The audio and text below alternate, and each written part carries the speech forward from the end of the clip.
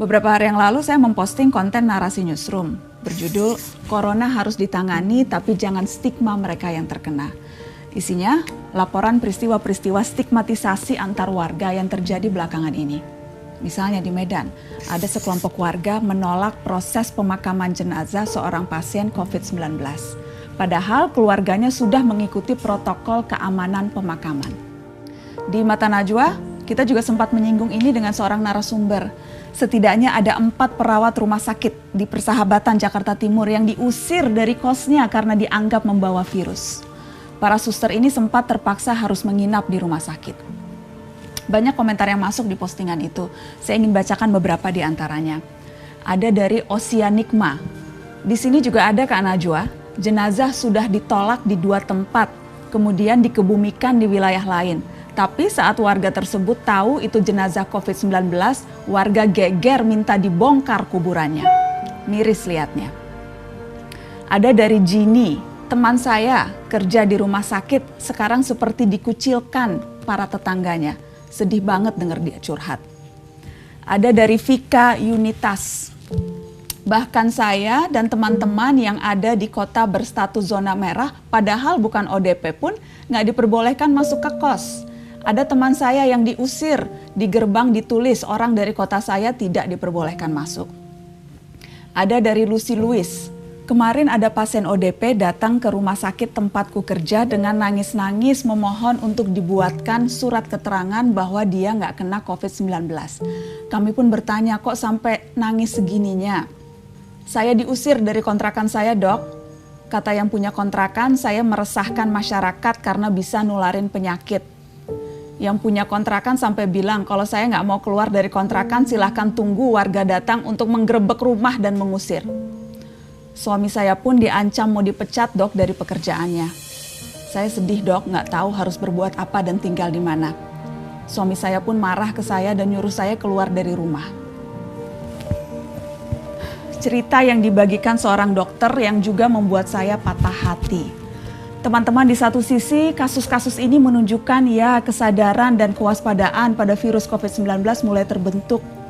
Namun upaya menjaga jarak ini jangan kebablasan. Jaga jarak bukan berarti kita bebas mengusir orang atau menolak jenazah. Perawat-perawat itu misalnya, mereka pahlawan kita sekarang.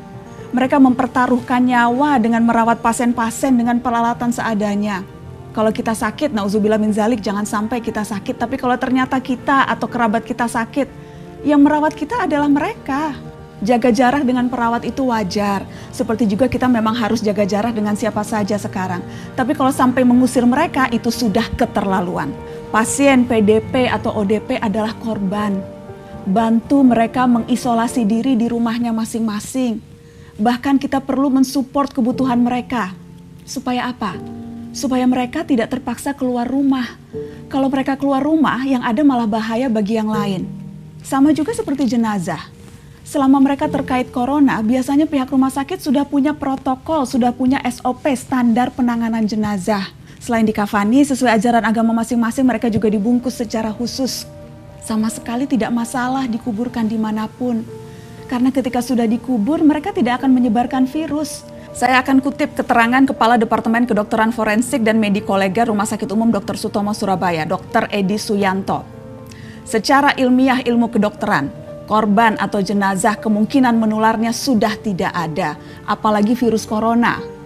Virus corona harus hidup pada inangnya. Inangnya sudah mati, virusnya juga ikut mati, sama dengan HIV/AIDS, sama dengan H5N1 atau flu burung. Jelas itu, jelas tidak akan menularkan. Pasien positif COVID-19 yang akhirnya meninggal saat mereka sakit tidak boleh dijenguk keluarganya. Proses pemakaman dilakukan dengan cara tertentu dan yang bisa menghadirinya pun terbatas. Masa tega saat keluarga hendak mendoakan di pemakaman diperlakukan seperti itu. Jadi kalau kita mengusir, kalau kita mengucilkan, kalau kita menghakimi dan menstigmatisasi korban corona itu jelas berbahaya. Karena membuat siapapun yang merasakan gejalanya jadi enggan melapor dan memeriksakan diri. Jika mereka enggan melapor karena takut diusir, dicemooh dan dihakimi, yang rugi kita semua. Virus jadi tidak terdeteksi sehingga menyulitkan memutus rantai penyebarannya. Ingat jargon lama, jauhi penyakitnya bukan orangnya. Seharusnya ini jadi pegangan kita. Cukup dengan jaga jarak, jangan diusir atau dikucilkan. Teman-teman, wabah ini diprediksi masih akan berlangsung panjang. Guncangan-guncangan sosial juga akan terjadi. Dan inilah saatnya memperkuat solidaritas. Jarak fisik memang harus direnggangkan, tapi ikatan sosial justru harus dirapatkan. Kita tidak bisa sendirian mengatasi wabah ini. Hari ini soliter seharusnya solider, jaga jarak dengan penyakit, bukan dengan kemanusiaan.